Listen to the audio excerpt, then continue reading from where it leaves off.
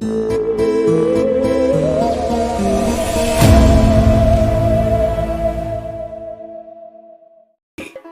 हर माँ बाप की तरह उसके पेरेंट्स ने भी अपनी इकलौती संतान की शादी खूब धूमधाम से की। गुंजन अंगद से शादी करके अपने ससुराल आ गई थी और उसकी पहली रात भी काफी खूबसूरत गुजरी।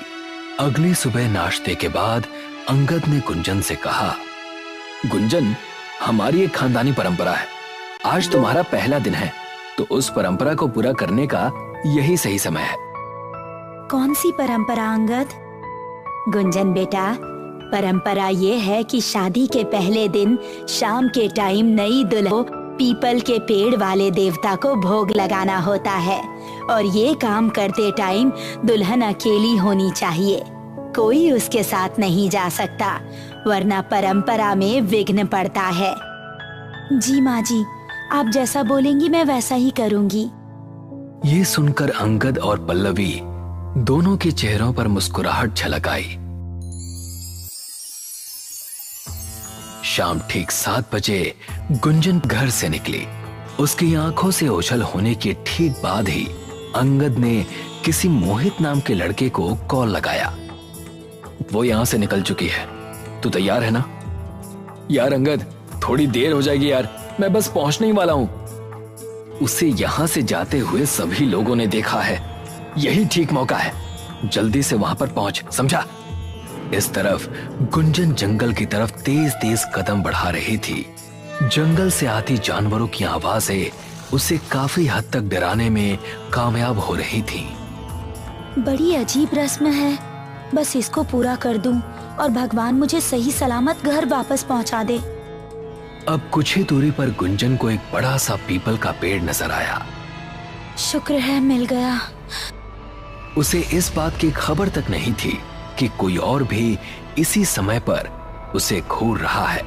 पेड़ की डाली पर एक सुहागन बनी औरत बैठी अपने पैरों को हिला रही थी।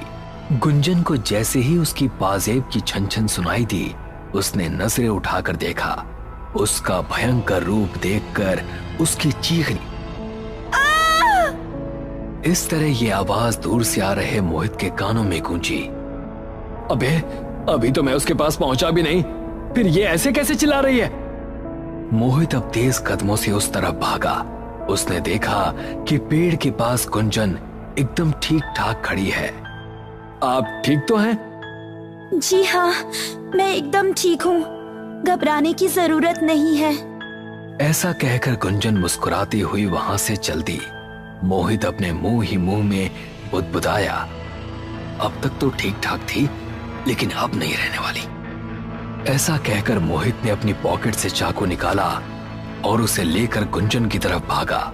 जैसे ही गुंजन ने उसकी आंखों में देखा, मोहित खौफजदा हो गया और उल्टे कदम बढ़ाते हुए वो जमीन पर गिर गया। तभी एक जोरों की चीख फिजा में गूंजी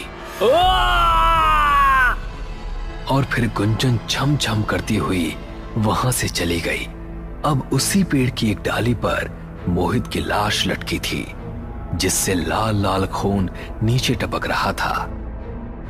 पता नहीं इस मोहित ने अपना काम किया कि नहीं, वो तो फोन भी नहीं उठा रहा। तभी उसे पाजेब की छन छन सुनाई दी। उसने देखा कि गुंजन वापस घर की तरफ आ रही है। मैंने पीपल देवता को भोग लगा दिया है, ऐसा कहकर अपने कमरे में चली गई। ये मैंने किस आदमी को काम दे दिया, उससे एक औरत नहीं मारी गई। शिट! गुंजन अपने कमरे की हर एक चीज, हर एक दीवार को गौर से देख रही थी और उसके चेहरे पर खुशी नजर आ रही थी। यही तो मेरा आखिरी सपना था, अपने ससुराल में रहूं और वो सभी सुख उठा सकूं जो एक सुहागन को नसीब होते हैं। रात को जब अंगद अपने कमरे में पहुंचा तो गुंजन दुल्हन बनी हुई बेड पर बैठी थी। क्या बात है, हमारी सुहागरात तो कल हो चुकी है ना, फिर आज दोबारा तुम दुल्हन कैसे बनी बैठी हो? मेरे लिए तो हमारी सुहागरात आज ही है। सुबह के टाइम गुंजन और अंगद अभी सो ही रहे थे कि जोर जोर से अंगद की बहन सृष्टि दरवाजा पीटने लगी। ये सुनकर वो दोनों ही उठ गए और गुंजन ने दरवाजा खोला। भाभी, आपको जरा भी तमीज नहीं है कि जॉइंट फैमिली में कैसे रहा जाता है? क्या हुआ सृष्टि? जॉइंट फैमिली में इस टाइम बहुएं नाश्ता बनाना शुरू कर देती हैं और आप तो अभी तक गधे बेचकर सो रही हैं। ये सुनकर गुंजन चुपचाप किचन में चली गई। भैया, आपके उस किलर से तो कुछ नहीं हुआ। मैं सोच रही हूँ इसको किचन के अंदर ही खत्म कर दूं। सबको यही लगेगा कि किचन में काम करते समय जलकर मर गई। ये सही आइडिया है। मैं अकेले ही इसको ठिकाने लगा दूंगी। राजेश, पल्लवी और अंगद तीनों घर से बाहर निकल गए। अब सृष्टि किचन की तरफ चली गई। वहां जाकर उसने देखा कि गैस पर रखी कढ़ाई में तेल खौल रहा है। वो दबे पांव गुंजन के पीछे गई और एक ही झटके में उसने गुंजन की चुटियां पकड़कर उसका मुंह खौलते हुए तेल में दे दिया। गुंजन कढ़ाई से अपना मुंह निकालने की कोशिश कर रही थी, लेकिन सृष्टि ने पूरी ताकत से उसकी चोटी पकड़ी हुई थी। अब आएगा तुझे मजा। अब तू खत्म हो जाएगी और तेरे सारे दहेज और जेवरों पर हमारा हक हो जाएगा। कुछ ही देर में गुंजन ने छटपटाना बंद कर दिया। अब सृष्टि ने उसे छोड़ दिया और गुंजन ने अपना मुंह कढ़ाई से निकाला। ये कैसे हुआ? सृष्टि ने देखा कि गुंजन का मुंह पूरी तरह सलामत है और उसके चेहरे से उबलता हुआ तेल टपक रहा है, लेकिन वो उसको जरा भी नुकसान नहीं पहुंचा पा रहा। तुम लोग दहेज के लालच में बहू को घर लाए थे ना? अब देख ये बहू कैसे तुझे माला माल करती है। ऐसा कहकर उसका मुंह कढ़ाई में दे दिया।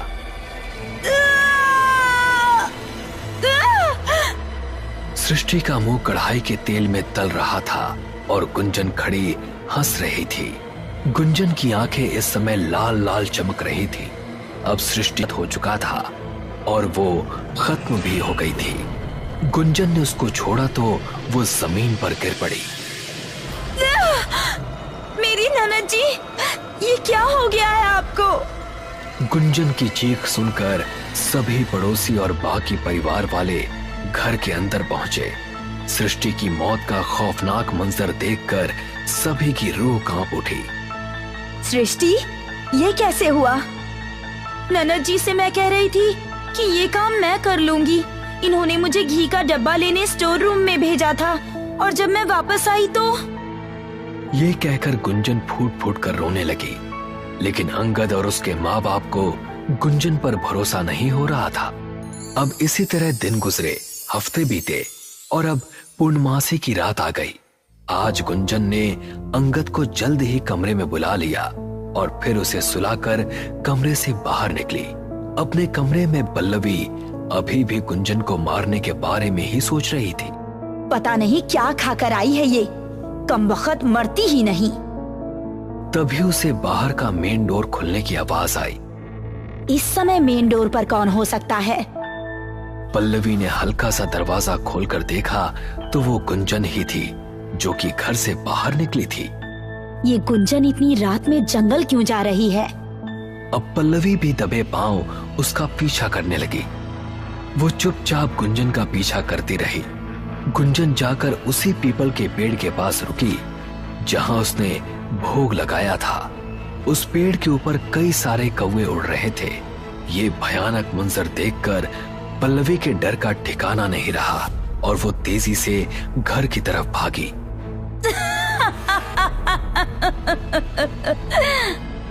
पल्लवी भागी भागी अपने घर पहुंची।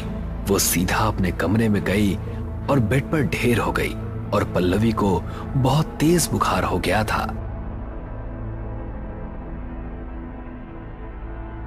सुबह पल्लवी को डॉक्टर देखने के लिए आया, लेकिन इस समय गुंजन उसके सामने थी तो वो चुप ही रही। राजेश और अंगद पहली बार पल्लवी को इतना डरा हुआ देख रहे थे, इसीलिए वो हैरान थे। जब गुंजन नहाने के लिए बाथरूम में गई तो पल्लवी ने अंगद को सब कुछ बता दिया। माँ, ऐसा कैसे हो सकता है? गुंजन तो एक सीधी सादी लड़की थी, वो ऐसा कैसे कर सकती है? ये तो अब कोई तांत्रिक ही बता सकता है कि ये आखिर कौन है। अब अंगद ने राजेश को पल्लवी के पास छोड़ा और खुद एक तांत्रिक के पास पहुंचा।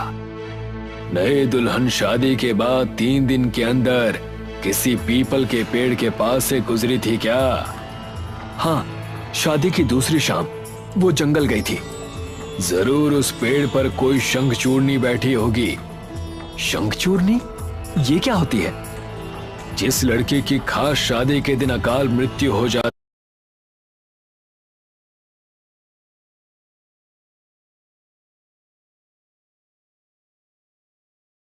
उसकी आत्मा शंखचूड़नी के रूप में पीपल के पेड़ के आसपास भटकती है, और अगर उनको कोई सुहागन लड़की दिख जाए तो वो उस लड़की को कैद करके उसका रूप लेकर उसके घर में शादीशुदा लड़की का सुख भोगने के लिए आ जाती हैं। इसका मतलब है कि वो मेरी बीवी नहीं, उसके रूप में कोई शंखचूड़नी है। तो असली गुंजन कहां पर होगी और मुझे शंखचूड़नी से छुटकारा कैसे मिलेगा? ये सुनकर बाबा ने बताया कि उसे आगे क्या करना है। रात के समय जब गुंजन सो रही थी तब पल्लवी ने हल्दी की कुछ जड़ें आग पर सेक ली। जड़ों के जलने की वजह से एक धुआं निकलने लगा। उसके बाद पल्लवी ने उन जड़ों को एक प्लेट में रखा। फिर उसने उस प्लेट को अंगद को पकड़ा दिया। अब अंगद, पल्लवी और राजेश तीनों डरते डरते शंखचूड़नी के पास पहुंचे। अंगद ने प्लेट ठीक उसकी नाक के पास लाकर पकड़े रखी। उन जड़ों से निकलते धुएं से वो अचानक से जाग उठी और ना जाने कैसे उसके धुएं से वो डरने लगी।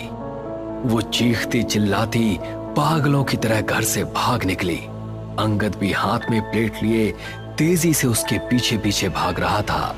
वो जंगल में उसी पेड़ के पास जाकर रुकी, लेकिन अंगद उसका पीछा नहीं छोड़ रहा था। आखिरकार शंखचूड़नी ने एक मंत्र पढ़ा और वो उस पेड़ के अंदर समा गई। तभी चारों तरफ धुआं ही धुआं फैल गया।